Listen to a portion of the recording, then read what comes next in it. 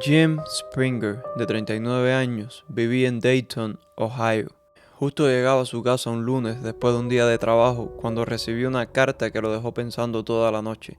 La carta venía de la corte de adopción, en la que los padres adoptivos de Jim habían arreglado todos los procesos legales cuando él era bebé. En la carta decía algo así: hace unos días, tu hermano gemelo biológico, el cual fue separado de ti al nacer y dado en adopción a otra familia, nos estuvo contactando y pidiéndonos de favor que te encontráramos, ya que a él le gustaría ponerse en contacto contigo.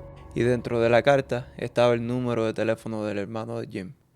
A Jim Springer esto a primeras le pareció que debía ser una broma, no se lo creía para nada. Él sabía que tuvo un hermano gemelo al nacer, pero siempre pensó que su hermano gemelo había muerto en el parto y que él había sido el único sobreviviente, y que justo después su madre biológica lo había dado en adopción.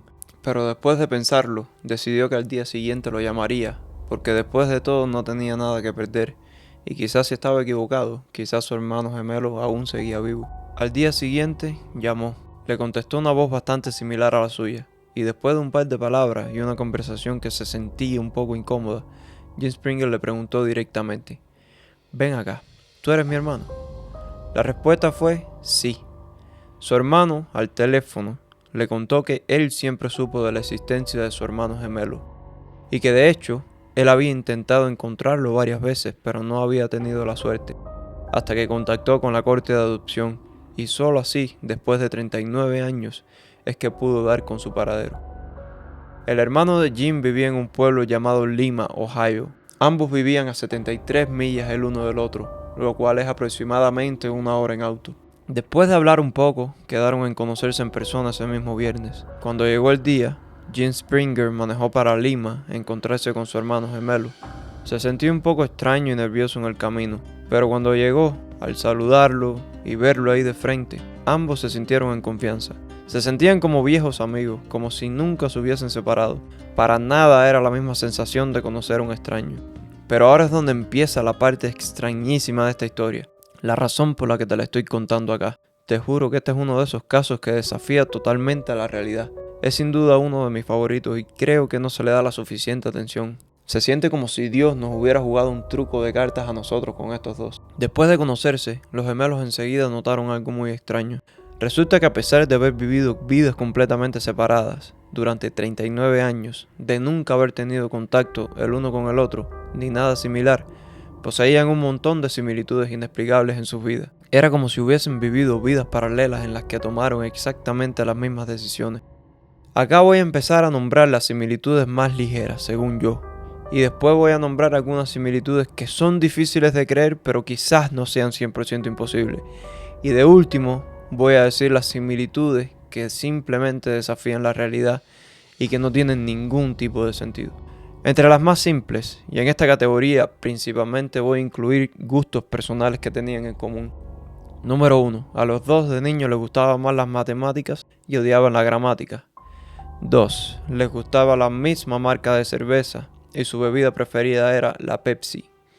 3. Los dos eran fumadores fuertes y les gustaba exactamente la misma marca de cigarrillos. 4. Su color favorito era el azul. Y 5. Ambos poseían el mismo pasatiempo, la carpintería. Hasta ahora esto es bastante sorprendente, pero no tanto, porque después de todo este tipo de gustos sí que pueden estar altamente condicionados por la genética. Y después de todo los hermanos gemelos son prácticamente clones, comparten el 100% del ADN, casi. Entonces no es tan extraño que les guste el color azul, la Pepsi y las matemáticas. Por ahora todo normal. Pero vamos a analizar la segunda categoría, donde ya la cosa se va poniendo un poco más turbia. Pero ya te advierto que la mayoría de similitudes están en la última categoría, en la imposible. Pero vamos a dejar la cereza del pastel de último y saltemos para las intermedias. Número 1. Ambos tenían un Chevrolet azul. Sé que quizás este lo pude haber dejado en la primera categoría, pero la verdad es que comprarte un auto no solo es cuestión de gusto. A veces hay muchos otros factores. Por ejemplo, qué consejos tienen los demás sobre qué auto comprarte, o si quieres gastar menos en gasolina, o si tienes mucha o poca plata. Yo qué sé, pero existen muchos factores externos. Tampoco me pueden decir que tu genética determina el modelo y el color del auto que te comprarás. Pero bueno, sigamos. Los dos habían trabajado en la policía. En el momento en que se conocieron, uno de ellos trabajaba como seguridad y el otro sí seguía trabajando como policía. pero en algún momento los dos habían trabajado como policía. Y aunque no estuvieran trabajando como policía ahora mismo, igual son sectores muy parecidos. Número 3. A los dos les gustaba frecuentar la misma playa en Florida cuando iban de vacaciones. El nombre de la playa era Saint Beach y de hecho habían visitado la playa en fechas similares. Y ambos dijeron que era pura casualidad que no se hubiesen topado en la playa estando de vacaciones, porque habían ido en la misma fecha. Y aquí podemos ver que la cosa se pone un poco más turbia, porque el hecho de tener los mismos trabajos no hay manera de que sea determinado al 100% por ningún rasgo de la personalidad. Y lo de la playa también es bien difícil, porque sí, Florida es un destino turístico popular, sobre todo si vives en los Estados Unidos, pero Florida es enorme y hay un montón de playas distintas. Que escogieran siempre la misma playa ya es bastante sospechoso. Pero aún así a esta categoría de intermedio le podemos dar el beneficio de la duda porque después de todo ellos vivían en el mismo estado, entonces podemos decir que su genética era similar, pero también lo era su ambiente, el mismo tipo de gente, mismos comerciales, las mismas noticias. Quizás esas fuentes externas bajo algún efecto mariposa ayudaron a que tomaran algunas decisiones similares. Y ahí bueno, ahora sí viene lo bueno, lo turbio, lo perturbador, la crime de la crime. Estas similitudes en la vida de estos dos ya no tienen explicación ninguna. La primera, y la cual por lo que veo se obvia bastante, es que ambos habían sido nombrados Jim por sus dos familias adoptivas. Recuerda, a estos dos lo parió una mujer, que primero dio a uno de ellos en adopción, y meses después, otra familia vino a adoptar el otro. Estas dos familias, que no tenían nada que ver la una con la otra, decidieron que cada una por su lado los iba a llamar Jim. Y ya esto lo coloco en la categoría de los más extraños, porque con las demás todavía se podía hacer el caso de que la genética era muy poderosa y los llevó a tomar decisiones iguales. Pero aquí ya esto no depende de ellos, fue una decisión de familias completamente extraña. Número 2. Y aquí empieza lo bueno, ¿verdad? Los dos se habían casado con una mujer que se llamaba Linda, para después divorciarse y casarse los dos con una mujer llamada Betty, y además ambos tuvieron un hijo varón y de nombre ambos le pusieron James Alan a su hijo. Piensa en esto, mi loco, piensa en esto. Aquí en esta entrevista, cuando le preguntaron si sus esposas se parecían, Springer dijo: oh sí, fácilmente podrían pasar por hermanas. Are your wives similar looking at all, or similar in personality? They're similar looking. They could pass for sisters. And Is that right? personalities are the same. That is interesting. ¿Qué? Y número 3, por si fuera poco, ambos tuvieron un perro al que le pusieron de nombre Toy. Toy ni siquiera es un nombre común para un perro, ni aquí ni en la China.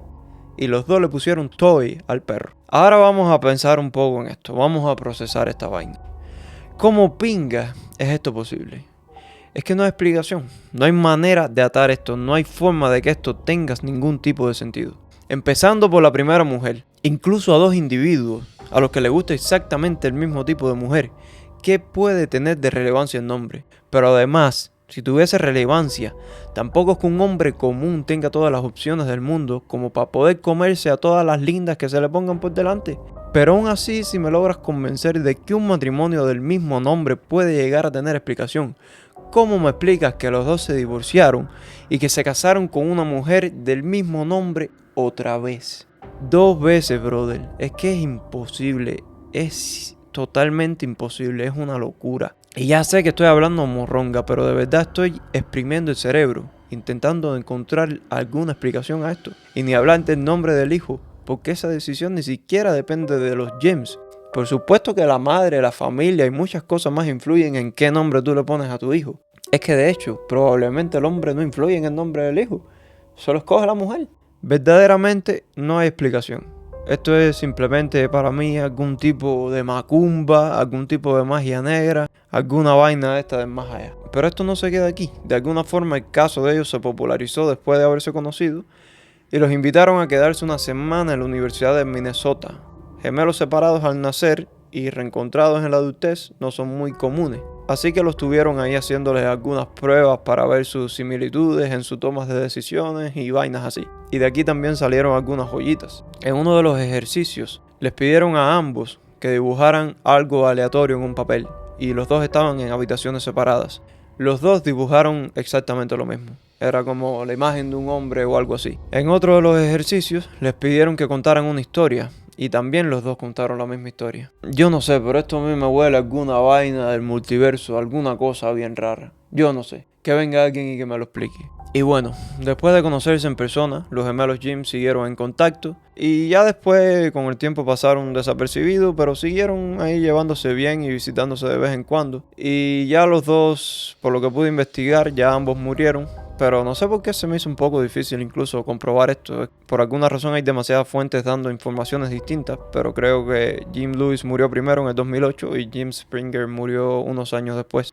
Un detalle gracioso que no puedo obviar es que uno de ellos eventualmente se divorció de su mujer Betty y se casó con una mujer que se llamaba Sandy. Entonces la otra Betty le decía a su Jim: oye, si te veo mirando, hablando o pidiéndole la hora a una mujer que se llame Sandy, te voy a arrancar los cojones y te los voy a meter por el culo para que sepa. Así mismo se lo decía la tipa.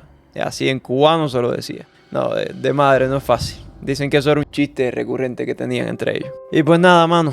Para mí esta historia es mejor que cualquier otra. Quizás por la simpleza, no sé. Es que estos dos tipos, si lo ves en la entrevista, tú notas que son bien campechanos, como que son bien humildes, que no son excéntricos para nada. A pesar de lo raro que está la historia, que está rarísima. Como que no hay muchas auras místicas alrededor de ellos. Son dos tipos bien normales y bien simples. Ellos simplemente fueron protagonistas de estas casualidades y respondían a las preguntas de los que venían a entrevistarlo. Pero para nada parecían cazadores de fama. We both felt like there was something missing out of our lives. And then when we met, that feeling was gone. And when we met, it was just it wasn't like a feeling of meeting a stranger you've never, or I don't know. When we first met, it was just a feeling of meeting your brother, No, that's what I was going to ask you without embarrassing you. Did you feel?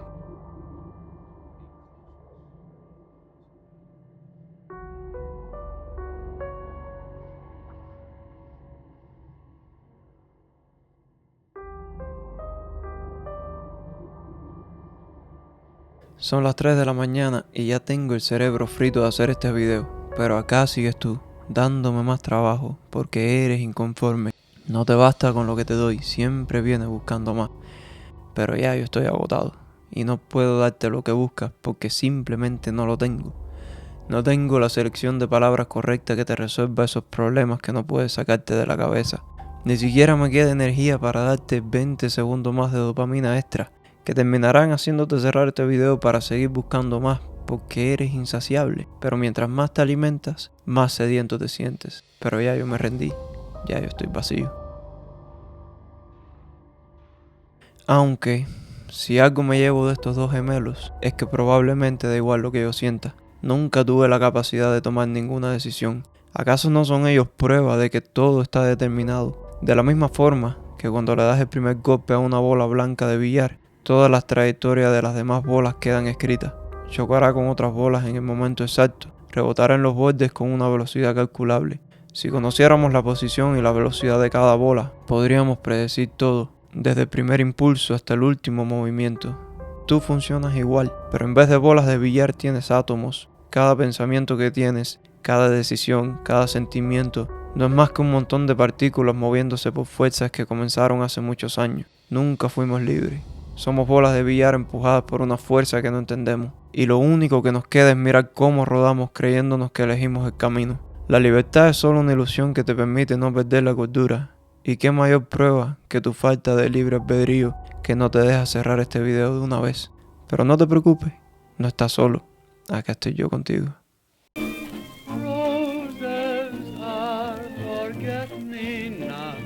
That keep reminding me of you. Roses bring back memories that seem to cheer me when I'm blue. Sacred treasures of the past, blessed by a kiss when love was new.